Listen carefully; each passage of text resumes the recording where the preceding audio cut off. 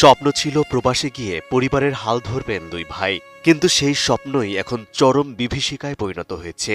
ইতালির লেইস শহরে আপন বড় ভাইয়ের ছুরিকাঘাতে প্রাণ হারিয়েছেন ছোট ভাই নয়ন ফকির। শুধু তাই নয়, নৃশংসতার এখানেই শেষ হয়নি, বরং হত্যার পর ভিডিও কলে দেশে থাকা স্বজনদের সামনে ভাইয়ের রক্তাক্ত নিথর দেহ দেখান ঘাতক বড় ভাই। জানা যায় ঘটনাটি ঘটে ইতালির দক্ষিণাঞ্চলীয় লেইস শহরে গত 29 এপ্রিল রাত 8টার দিকে। ওই সময় পারিবারিক বিষয় নিয়ে দুই ভাইয়ের মধ্যে কথা কাটাকাটি শুরু হয়। এক পর্যায়ে বড় ভাই হুমায়ুন ফকির ধারালো অস্ত্র দিয়ে ছোট ভাই নয়ন ফকিরকে আঘাত করেন। এতে ঘটনাস্থলেই তার মৃত্যু হয়। এর পরপরই হুমায়ুন ফকির মোবাইল ফোনে ভিডিও কলে দেশে থাকা পরিবারের সদস্যদের সঙ্গে যোগাযোগ করেন। এ সময় তিনি নয়নের রক্তাক্ত লাশ দেখান এবং হত্যার বিষয়টি স্বীকার করেন।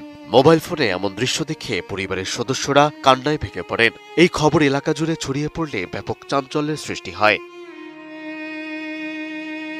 এদিকে এই ঘটনার পর ইতালির স্থানীয় পুলিশ অভিযান চালিয়ে অভিযুক্ত হুমায়ুন ফকিরকে গ্রেপ্তার করে। বর্তমানে তিনি পুলিশি হেফাজতে রয়েছেন। তবে এই ঘটনায় দেশে এখন পর্যন্ত কোনো আনুষ্ঠানিক অভিযোগ দায়ের হয়নি বলে জানিয়েছেন টঙ্গীবাড়ি থানার ওসি মোহাম্মদ মনিরুল হক ডাবলু।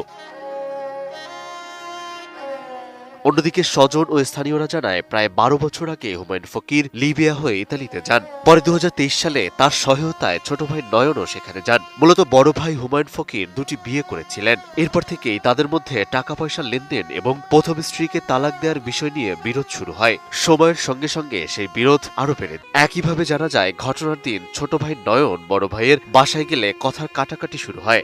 এক পর্যায়ে পরিস্থিতি আরো খারাপ হতে শুরু করে। সেখান থেকেই সংঘর্ষ শুরু হয় এবং শেষ পর্যন্ত এই পারিবারিক দ্বন্দ্বই এক নৃশংস হত্যাকাণ্ডের রূপ নেয়।